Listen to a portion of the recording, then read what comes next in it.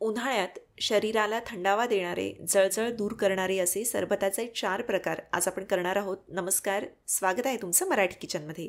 साखरेचा वापर न करता केलेले हे 4ही प्रकार आहेत. विशेष करून उन्हाळ्यामध्ये ही जे सरबत आहे ते तुम्ही अवश्य करून प्या. पहिलं सरबताचा प्रीमिक्स आपण करतोय त्याकरता साधारणपणे 50 ग्रॅम किंवा पाव कप बडीशेप भाजायला घेतली आहे.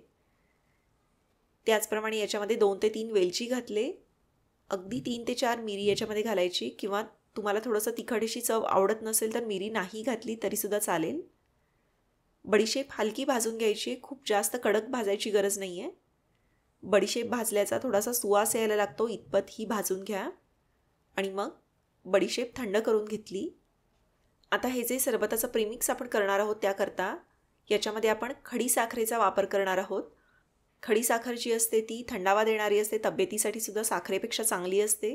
खास करून उन्हाळ्याच्या सरबतांमध्ये तुम्ही साखरेऐवजी खडी साखरेचा वापर करू शकता. तर हे असे मोठे मोठे खडे आहेत. साधारणपणे 150 ग्रॅम खडी साखर घेतलेली आहे. मिक्सरच्या भांड्यात आता भाजलेली बडीशेप काढली. हे असं एकदा फिरवून बारीक करून घ्या. खडी साखरेचे मोठे मोठे तुकडे असतात तर ते बत्त्यानं फोडून घ्यायचे आणि त्याचे छोटे तुकडे करून याच्यामध्ये घातले. याच्यामध्ये थोडासा खाण्याचा हिरवा रंगसुद्धा घालायचा आहे. रंग घालणं ऐच्छिक आहे, जर तुम्हाला रंग नको असेल तर नाही घातला तरीसुद्धा चालेल. आणि हे असं एकदम बारीक असं फिरवून घेतलं. याप्रमाणे आपलं बडीशेपचं प्रीमिक्स जे आहे ते तयार झालं. हे जे बडीशेप सरबत आहे त्याचं प्रीमिक्स तुम्ही करून फ्रीजला ठेवू शकता. जेव्हा तुम्हाला याचं सरबत करायचं असेल तर गरजेनुसार 1 चमचा प्रीमिक्स जे आहे ते ग्लासमध्ये काढलं. त्यानंतर याच्यामध्ये थंड पाणी घालायचं. लिंबू पिळून घेतला. चव बघून तुम्ही गरजेनुसार प्रीमिक्स जे आहे ते कमी अधिक करू शकता. गोडी कमी वाटली तर याच्यामध्ये खडीसाखर अजून घालता येईल. त्यानंतर याच्यामध्ये थोडासा बारीक चिरलेला पुदिना घातला, बर्फ घातला आहे आणि हे सगळं असं मिक्स करून घ्या. थंडगार बडीशेप आणि पुदिन्याचा स्वाद असलेलं हे आपलं सरबत जे आहे ते तयार झालं. आता जे दुसरं सरबत आपण करणार आहोत त्याकरता अर्धा कप डाळी अर्थात फुटाणे असतात त्यांची साल काढून घ्यायची आहे. हे जे डाळे आहेत ते पॅनमध्ये काढले किंवा कढईत भाजायला घेऊ शकता. तसं तर फुटाणे ऑलरेडी भाजलेले असतात, पण आपल्याला हलके ते गरम करून घ्यायचे आहेत. याच्यामध्ये 1 टीस्पून जिरेसुद्धा घातले. 2 मिनिटं याला हलकं भाजून घ्या जेणेकरून त्याची बारीक अशी पूड व्हायला मदत होते. हे बघा, थंड झाल्यानंतर मिक्सरवर याची अगदी बारीक अशी पूड करून घेतली आहे. याच्यामध्ये डाळ्यांचे किंवा जिऱ्याचे कण लागले नाही पाहिजेत इतकं हे असं बारीक करून घ्या. तर हे असं आपलं सत्तू तयार झालं. हे जे सत्तू आहे ते तुम्हाला विकतसुद्धा मिळतं, ते वापरलं तरीसुद्धा चालेल किंवा याप्रमाणे घरच्या घरी करून घेऊ शकता. आता 1 चमचा सत्तू जे आहे ते मिक्सरच्या भांड्यात काढलं, किंवा मिक्सरवर न करता तुम्ही ग्लासमध्ये सुद्धा हे मिक्स करून घेऊ शकता. हे जे सरबत आहे याच्यामध्ये साखर वगैरे घालणार नाही आहे. याची चव गोडसर नसून मिठाळ अशी असणार आहे. याच्यामध्ये चवीनुसार काळं मीठ घातलं. त्यानंतर थंड पाणी घातलं आहे. चवीपुरतं लिंबू याच्यामध्ये पिळून घ्यायचं आणि मिक्सरवर हे असं एकदा फिरवून घ्या.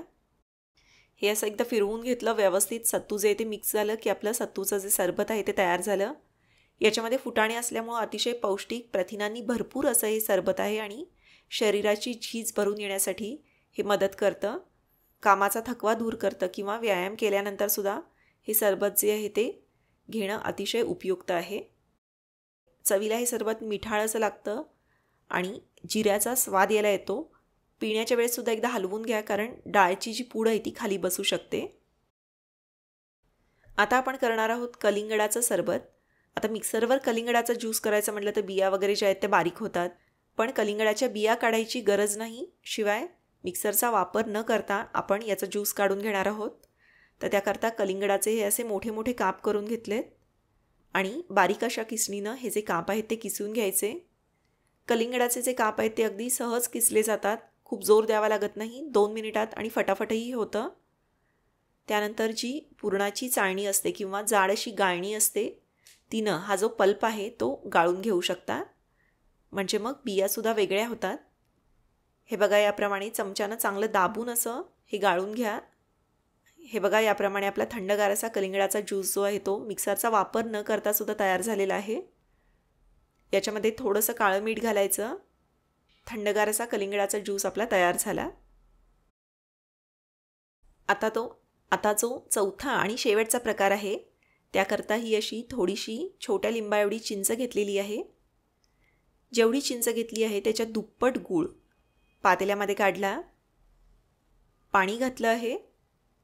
1 मिनिट शिजवून घ्या जेणेकरून चिंचेचा जो पल्प आहे तो लवकर पाण्यामध्ये उतरतो. तुम्हाला जास्त वेळ चिंच भिजत ठेवण्याची गरज नाही. तर हे असं थोडंसं शिजवून घेतलं की गूळसुद्धा वितळतो आणि पटकन चिंच जी आहे ती भिजली जाते. आता हे असं जाड गाळणीनं हे गाळून घ्यायचं. त्यानंतर उरलेली चिंचसुद्धा अशी स्मॅश करून तिचा गर काढून घेतला. याप्रमाणे चिंचेचं गूळ घालून केलेलं सिरप जे ते तयार झालं. हे तुम्ही बरणीत भरून फ्रीजला ठेवू शकता. आता थोडंसं डेकोरेशन काहीतरी वेगळं करायचा प्रयत्न म्हणून या ठिकाणी मीठ आणि अगदी कमी तिखट असं काश्मीरी लाल तिखट प्लेटमध्ये घेतलेलं आहे. ग्लासाला थोडंसं लिंबू फिरवून घेतलं आणि ओलं करून घेतलं. हे असं फिरवून घ्यायचं. आता गरजेनुसार 2 पळी चिंचेचं जे सिरप आहे ते ग्लासमध्ये काढलं. याच्यामध्ये बर्फ घातला. लागेल तसं थंड पाणी याच्यामध्ये घातलं. अशा प्रकारे आपलं चिंचेचं पन्हं जे येते तयार झालं. थोडंसं चवीपुरतं काळं मीठ याच्यामध्ये घालू शकता. 4ही प्रकारचे आहेत ते अगदी झटपट होणारे आहेत, पौष्टिक असे आहेत आणि चवीला वेगळेसुद्धा आहेत. तुम्हाला कसे वाटले ते मला जरूर कळवा. यापैकी कुठला प्रकार तुम्हाला सगळ्यात जास्त आवडला तेही कळवायला विसरू नका. व्हिडिओ आवडला तर व्हिडिओला लाईक करा. व्हिडिओची लिंक तुमच्या मित्रमैत्रिणींसोबत नातेवाईकांसोबत जरूर शेअर करा. धन्यवाद.